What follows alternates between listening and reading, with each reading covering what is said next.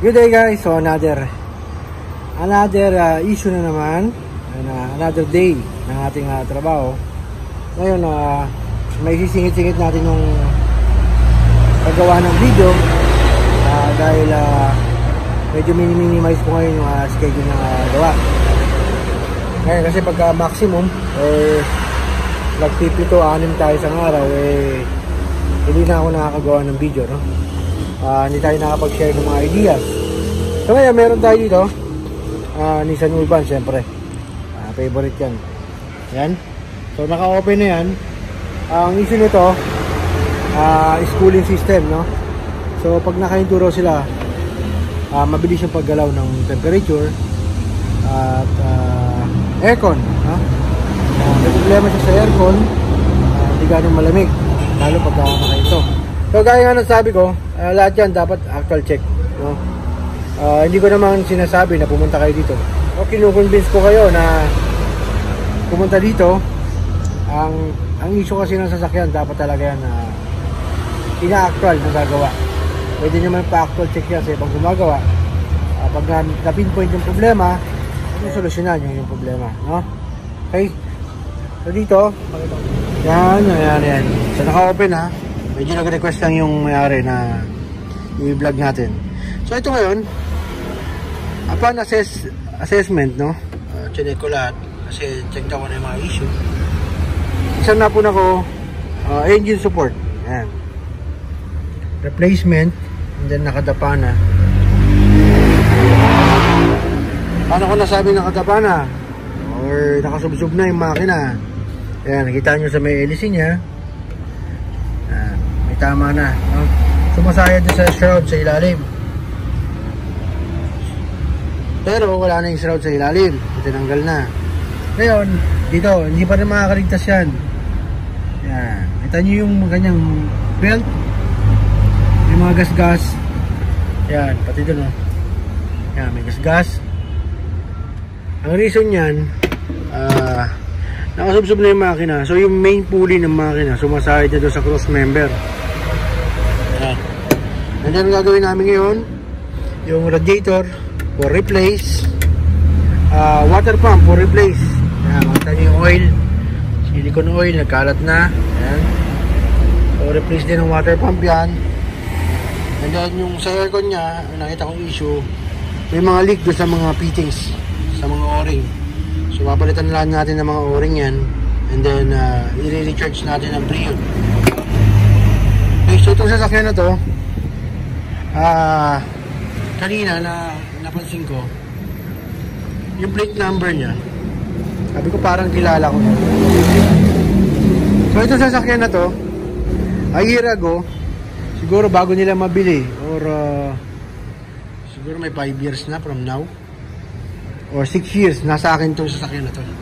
Nag-stay sa akin to ng mga 1 taon mahigit, dahil ginagamit namin for transport, van rental. Iniwan sa akin ng may-ari ito dati.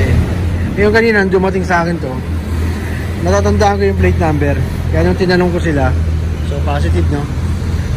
Dating nga sa akin to, ako nag-aalaga niyan dati, pero mga 6 years, 6 or 7 years ago, no? Okay. So, bago ko pakita sa inyo yung mga tatanggalin ko dyan, meron tayong drive-thru. Ayun, may nag-drive-thru doon. So ang issue nyan, aircon. Dahil UV Express yan, medyo isisingit natin, no? Para makabiyahe yung driver. Okay guys, so itong drive-thru natin dito, marami na daw pinagdaanan to, hindi makita yung issue, no? Tignan natin.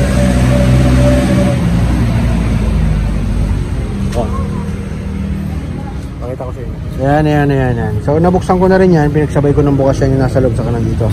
Kailangan bumiyahe na ito eh. Okay, kung mapapansin nyo, ayan, so electrical nyan, aircon nyan. Ayan, mapunta sa aircon. So, ano pa mga ginawa dito?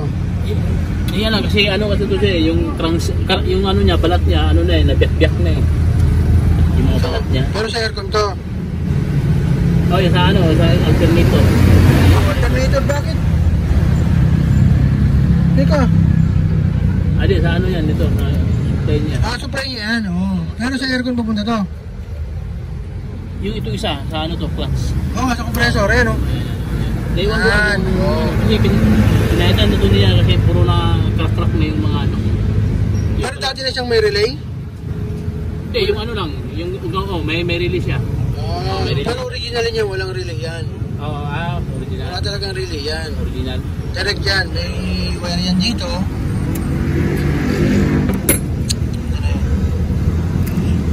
Yan, yung ginawa na nila ng supply. Sa original, wala relay. Original niya, walang relay.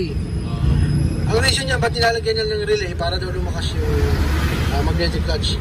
So, hindi yan totoo nun. Hindi yan lalakas. Once na may issue na yung clutch yan, hindi talaga kakapit yan. So, ang nakita ko dito kasi, gaya ng mga nasa vlog ko, yung mga tinudukot ko na washer, ito ang issue niyan. Minsan hindi sumasama yung clutch. Madalas sumasama, tapos nawawala aircon, di ba? Oo, madalas sa nag-automatic. Pag nag-automatic siya, hindi na babalik. Wala na, mainit na. Mainit na. Gagalitin mo sa aircon. Yan na nga. Okay. Magkakalit ko dito lang, is babawasan natin yung washer gamit ang ating special tools. So, hindi na natin bababa yung compressor. Tutukutin ko na lang yung pinaka-clutch niya. Pakita ko sa inyo mamaya. Wala maghawak ng big ng camera. So, tanggalin ko muna.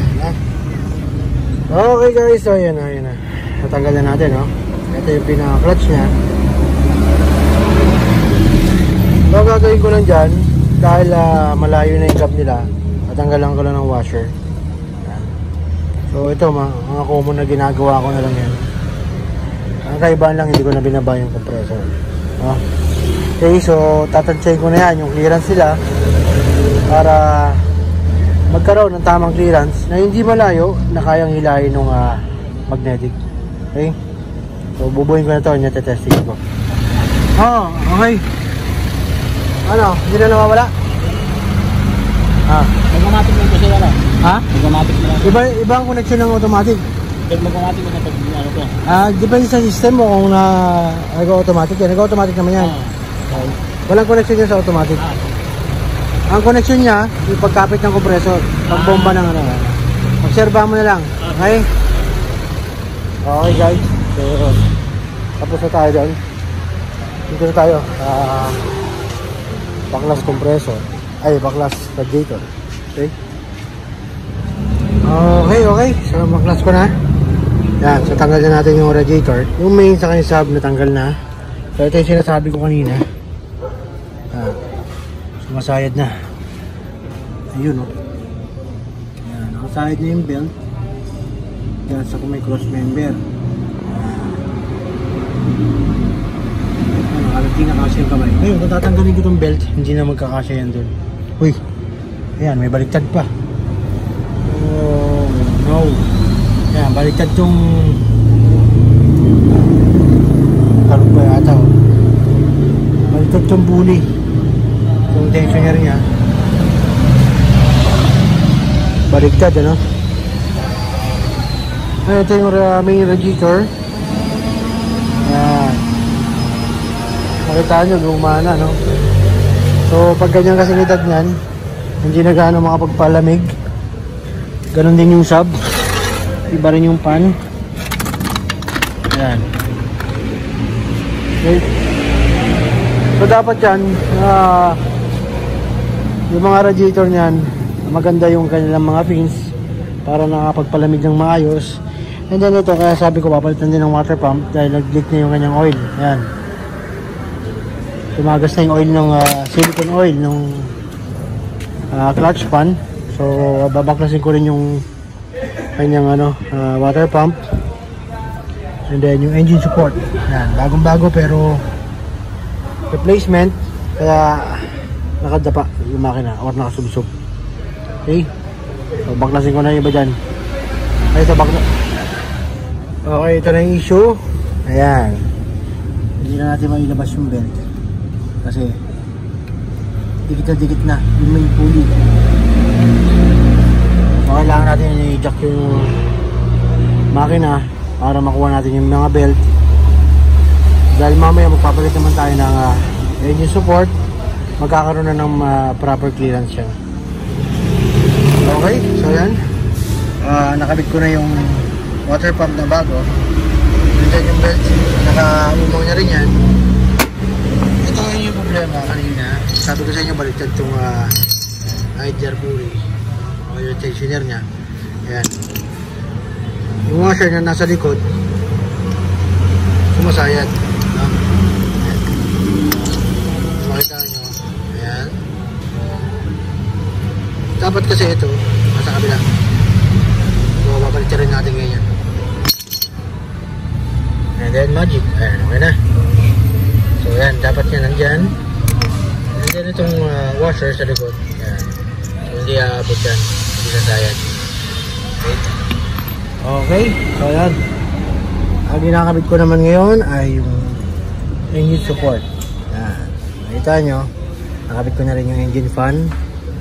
Mga belt. Yung yung tensioner bearing. Nakakabit na. Yan. Ito yung engine support na tinanggal ko sa left side. Ayan. Yung replacement. Ano? Makikita nyo yung difference agad. Hindi pa nakadagan yung makina. Ayan. Halos 1 inch, no? Difference siya. So, tingnan natin ngayon pag nakabit ko na yung dalawa. Okay. Ayan. Nakabit ko na yung dalawang engine support. Tignan natin ngayon yung difference kanina. Ayan. Makikita nyo, kasya na yung daliri ko. Kasya na. Hindi na siya nakasayad yun. So, kasya yan. Hanggang itong kamay ko kasya yan. Okay, so ngayon, lagay ko pa dyan, o-ring. O-ring ng aircon. Ito, magpapalit tayo. Dahil yung mga ibang leak doon na nakita ko, sasabay na natin yan. Dahil gusto nila isang gawaan.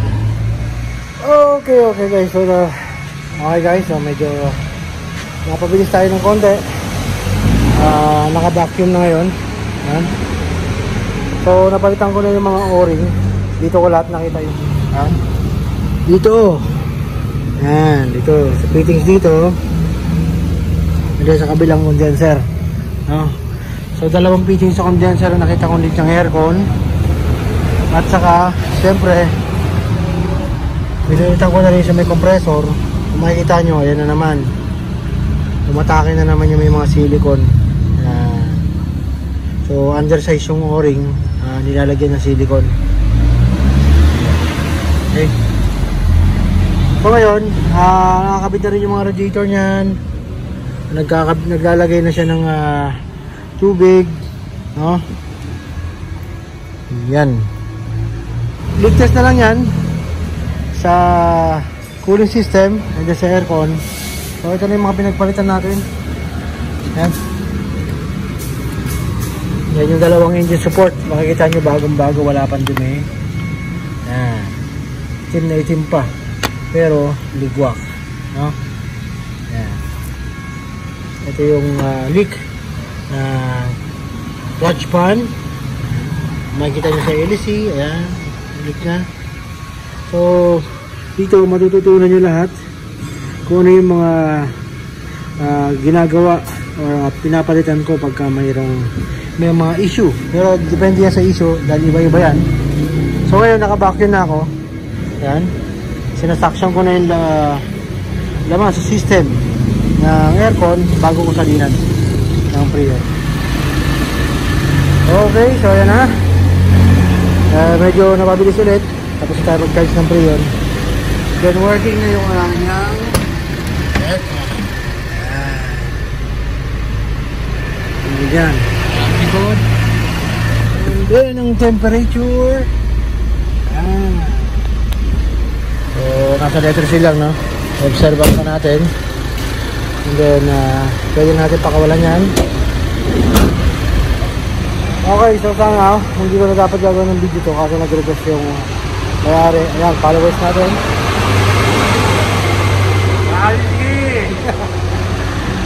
Okay. So mukhang okay naman ha. Okay, so dito makikita nyo ginawa ko na lahat, no? Kung yung mga madadaanan, pinanabaon na natin para isang puntahan lang. Dahil medyo malayo sila, kahit pa sila to North Caloocan, isang gawaan yung ginawa ko para